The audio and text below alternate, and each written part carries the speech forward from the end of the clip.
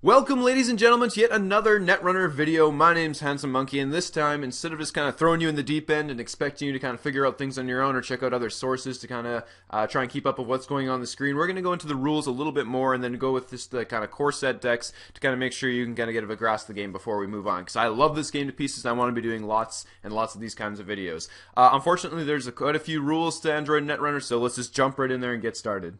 So Netrunner, as I'm pretty sure I said before, is an asymmetrical card game in the sense that both players do not play the same type of decks. One player plays the corporation style of deck, and the other one plays the hacker side of decks, but both players have the same objective of reaching 7 agenda points. Now, each side also has alternate win conditions, but that's just the very basics of it. Now, what is an agenda? An agenda is a card that only the corporation player puts in his deck that basically are just representing further advancing their goals as they try and take over the world or whatever their particular faction is trying to do. Now, for example, this one, accelerated beta test, you can see in the top corner there's a 3 here. That's just the advancement point. That's for the corporation player. And down here, this is the number of points it's worth. So there's a variety of points, usually between 1, 2, or 3 points. So the runner is trying to steal any combination of agendas that will add to, will equal to or exceed 7 agenda points. So now that we have a basic idea of kind of what the objective of this game is, let's go over some of the terminology. So for each player, they have a bunch of weird names for things like your hand, your stack of cards you have, like your deck, and then your discard pile. We have a couple of different things. So for the corporation, it's called the HQ is the cards in your hand. Your R&D is your stack of cards or your deck, and your archives is your discard pile. Now for the runner, it's a little bit different, and the reason why they gave them different names is because there are certain things that interact with either the R&D or the stack. It's just to make sure you don't get confused between them. So the runner's hand is called his grip. The stack of cards or his deck is known as his stack, which is a little bit more straightforward. And then his discard is known as his heap, which is also fairly straightforward. Credits are the units that we're going to be using to keep track of our money and like the amount of resources we have. And clicks are the amount of actions that we have per turn. So each player has 4 clicks per turn, but the corporation's first click every turn is something called a mandatory draw, which just means that their first action has to be drawing a card. But we'll get into the other actions you can take during your turn a little bit later on, probably once we start playing. So first off, like I said, we're going to be playing the runner side, so we're going to look at some of the runner identities that you can kind of choose from. So you can see right here, there's 3 different. So you can see these little icons here. This represents the different factions. There are 3 different runner factions. There's Anarch, which kind of center around destroying and kind of running as much as possible. There's Criminals, which are all about making money. And then there's also the Shapers, who are designed to kind of shape and control the net, I guess is probably the best way to do it. Hence Shaper, I guess, to make things fairly straightforward. You can see here, when I have one of these selected, this is what your identity card will look like. And you notice if I kind of switch between them, there are some differences, quite a few things stay similar between them. But most importantly are these 2 numbers in the top corner. This is your base link, which have to do with traces and stuff like that. If the corporation player is trying to find you, this is how easily you can slip into the shadows and evade his detection. The 45 is the minimum amount of cards that you can have in your deck, and 15, the number down here, is the number of influence, so basically the amount of cards you can include from other factions. And then, of course, probably most importantly, I lost Edward Kim there, is the text underneath here. It's basically what makes your identity so special. So you see Edward Kim can trash the first operation access at no cost. We have Andromeda, that has a starting hand of 9, very strong ability, and Gabe, who's going to be our, Gabriel Santiago is going to be our character for this particular run through, and it is every time you have a successful breach of the corporation's player's HQ, you gain 2 credits. I keep losing him here.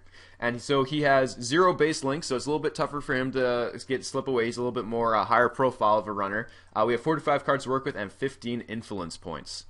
So now that we've chosen our runner identity, let's have a look at the deck that kind of goes along with him. So just to backtrack real quickly, our goal as runners is to steal 7 agenda points worth of agenda cards from the corporation player. So the way we're going to do that is by running his HQ, his hand, his R&D, his deck, or the different servers that he kind of creates throughout the game. But obviously the way he's going to try and keep us out of those servers is by installing firewalls, or as ice as they're called in this game. So the way to get through those, we're going to be using icebreaker cards to kind of break through his ice and get to those servers. Now, there are three different types of ice that we're going to want to get through here, and I'll just pull up an example of an ice card. So you can see here, this is the strength of the ice, and these are what's called subroutines. These are basically things that resolve if we do not break them with our ice breakers. And you can see on the side, this is which type of ice it is. Now, there are barrier types, which very much like this ice wall, just have end the run subroutines, so it basically just keeps you out from accessing the server. There are code gates, which kind of have a little bit of more unique effects, but also usually have the end the run subroutine tossed in with them as well. And there are sentries, which usually don't end the run, but have very vicious subroutines. Like either it will be dealing damage to you, it will be trying to trace you and figure out where you are so the corporation can rain hail down on you and stuff like that, and they're usually a little bit more nasty in that regard.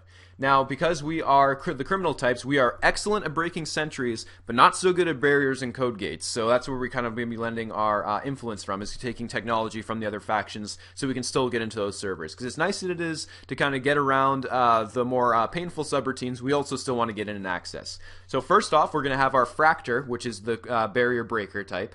And that's going to be our corroder card here, which just has the break barrier subroutine. So this is how we're going to be getting past those ice walls and stuff like that. To get through the code gates, we have a card called Gordian Blade, which is a little inefficient, but it's basically our best option when it comes to getting through code gates. Then to be getting around our sentries, we have Femme Fatale, which has the ability to entirely skip a piece of ice no matter what, just by paying 1 per subroutine. So that's very strong. But as you can see up in the top corner here, it costs 9 credits to install, so that is very expensive. And we also have Ninja as well as like a little smaller way to kind of get around those things. So these little cards here, these 7 icebreakers, is what's known as our icebreaker suite, and that's what we're going to be using to get into servers. Now, to kind of get into the more tricksy kind of things, we're also going to be running a sneak door beta, which is something that's used mainly by criminals because it does cost a hefty 3 influence, but because we're criminals, that obviously does not apply to us. And it's essentially we can run on archives, and if it's successful, we treat it as if we're running on his hand then. So if he has a bunch of ice protecting his HQ, but nothing protecting his archives, because he doesn't really care if we get in there, he doesn't have anything valuable for us, we can run the archives and get in kind of through the back door, sneak door beta style. So that's going to be pairing up very well with our ability, because obviously every time we access the HQ, we get 2 credits. Or sorry, first time I should say, each turn we access the HQ, we get 2 credits for that. So that's pretty much guaranteeing 2 credits per turn, or else forcing him to spread out his ice so he's not quite as well fortified as he'd like to be. So Sneak Door Beta is very iconic for the criminal. Lots of criminals like to access the HQ, and usually it's too well fortified for them to get into by normal means. This is a great way to go around it. Now, the reason the HQ, you always want to fortify your HQ or your hand against criminals is not just to protect your cards, but also from another very iconic criminal card, which is Account Siphon. So basically how this works, you run on HQ. If it's successful, instead of taking cards out of your hand, you make the corporation lose up to 5 credits, and you gain 2 credits for each credit that they lost. So you gain essentially, they lose 5 and you gain 10 credits from a single run. The downside to that is you take 2 tags, which again, like that's basically the corporation now knows who you are. You're a little bit more higher profile, and they can have ways to punish you for that unless you pay to lose those tags. But we'll get into that a little bit later on. Now, something else I definitely should have mentioned is all these cards here on the side, the event cards, like Account Siphon. Those are basically just one-time effects, very similar to if you're playing Pokemon, just like your item cards. They're just a one-time effect, and they just take one action for you, you pay their cost, and they resolve, and that's basically the end of it. So another great example of a very iconic criminal event is Inside Job. Basically how this works is it completely bypasses the first piece of ice you encounter like it's not even there. And the other positive side of this is if the corporation has 3 unactivated firewalls or unres cards, he needs to activate or res 2 of them in order to keep you out. Because if he just activates the first one, you bypass it and you continue along the unactivated firewalls because he has to pay money for that. So he has to pay money to activate both the ice on a server if he doesn't want you to get in. So that is very strong as well. Speaking of activating ice, this is the this is another very iconic runner card. It's Forged Activation Orders. So unresed is the deactivated state of a firewall. And that's so it's basically if he does not res it, like pay the money to activate it, then he has to trash that ice, and it also gives you another easy way to get in there. So if he has a really expensive ice that he placed there in the early game but doesn't have enough credits to activate it when you play this card, it just gets trashed and you have free access to that server. So another very good strong card. This is kind of like the criminal trick, so to speak. The other really powerful event that we're going to be using, because we don't run a lot of our breakers, we want to be running Special Order as well, which basically lets us look through our stack or our like our deck of cards, and find our icebreakers, the exact one we need for that situation. So say, for example, we run on his HQ, we see he has an ice wall, we can use the special order to get ourselves out our corroder to get through that. Now, this is when I was talking about neutral cards. This is a very popular card amongst just about all runner decks. This is called Sure Gamble. So the way it works is you pay 5 credits to activate it and you gain 9. So it's basically, if you already have 5 credits, you can just have a net gain of 4 credits if you just put it with one action. So that is a very strong card as well. Very much along the same line, we have Easy Mark, which is you pay 0 to gain 3. I mean, it's just a very quick burst economy method via our event cards to kind of get our economy going, or get our credits kind of flowing. So now to get into a little bit more detail of what the corporation's going to be doing as well. In order to play cards into his remote servers, they're called, he has to play the cards face down. So they could either be an asset, a trap, or an agenda. So we don't know quite what it is when he plays a card face down. So he could trick us by having 3 ice that we have to pay a bunch of money to get into, and then we get to we access the card that he played face down, and it's not even an agenda, and we just wasted a bunch of our time. So in order to get around that, if he's kind of trying to do some tricks on us, we can play Infiltration to expose 1 card. And the other plus side, very much like Easy Mark, we can just use this to gain 2 as well. If we're in a pickle and we just need that extra, we're at 3 credits, we can play this to get up to 5, and then play a Sure Gamble, for example, just for a quick little burst of economy. But usually we want to be using this to expose 1 card and kind of see what he's got around the board, because this doesn't just have to be cards and servers as well. If we're kind of scared of a particular piece of ice that he might try and kill us with, then we want to try and expose that and kind of see what we're up against before we just go flying in there. So that's one as well. And then another one, just because in this deck we have absolutely no card draw abilities. We only have to spend 1 action to draw a card, or 1 click to draw a card, which is very click inefficient. So it's like it wasted a lot of our turn just drawing up cards so we can actually play stuff. So the way we get around that is we're also going to be playing 1 Diesel, which is a Shaper card, so it takes some of our influence, and it's just an easy ability just to draw 3 cards for free. So it's just a really quick way just to draw back up to cards. So as a quick recap, we have event cards, which are kind of just a one-time use. You pay their cost, they resolve, they hit the heap.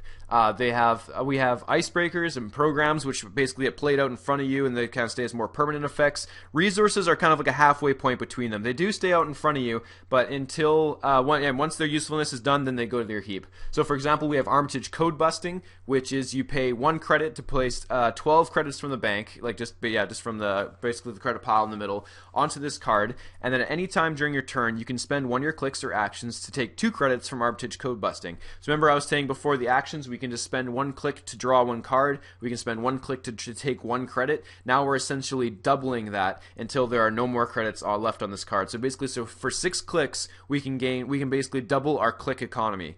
And so that's a very strong card as well, especially since we only have to pay 1 for it. That's a good way to kind of get our early economy rolling, or just after we just spend a bunch of money breaking to a server, we don't have much economy left. This is what we want to be using. Another great economy card is Bank Job. So basically this works, it's very similar to Armitage Code Busting. We take 8 from the bank and put it onto this card, and if we access a remote server, we can, instead of accessing the card that's in there, so say for example we use an Infiltration, we know it's a trap or something we don't want to access, but obviously the corporation isn't protecting it because he doesn't care if we access the trap. Instead of accessing that trap, we can take all 8 credits from Bank Job. So essentially for 1 click we get 7 credit net gain, because we had to spend 1 to play it, right, in the first place. So it's a very, very, very good card as well. Our last one is Crash Space. This is basically our fallback place. It's not our actual house, it's just somewhere we kind of just hide, and we can use this little symbol here. It means it's a recurring credits symbol. So what basically that means is we have 2 credits every turn to spend to remove tags. And how you remove a tag is you spend 2 credits and 1 click to remove 1 tag. So this essentially we can just spend a click to remove a tag. We don't have to spend any of our own money, which is awesome. So how the recursion works is we use it once during our turn, and then the following turn those credits come back and we can use it only for removing tags. The other thing down here, this little symbol here, that means to trash it, we can prevent 3 meat damage, but we'll get into that a little bit later on. It's also very key as well. So last but not least, we have our console choice. Our console is basically what makes our runner basically run a little bit more smoothly. So there's a couple different consoles available in the core set, basically 1 for each runner faction, and this is the one for the criminal. Anytime we make a successful run, we gain 1. So say for example it's the first successful run on HQ we make that turn, we're now getting 3 credits to access HQ. So we get 2 from our passive and 1 from Desperado. An excellent, excellent console, and it totally ties together the whole motif of the criminal. So now to kind of compound on Desperado's encouragement of us to run as many servers as possible to get that extra 1 credit per run.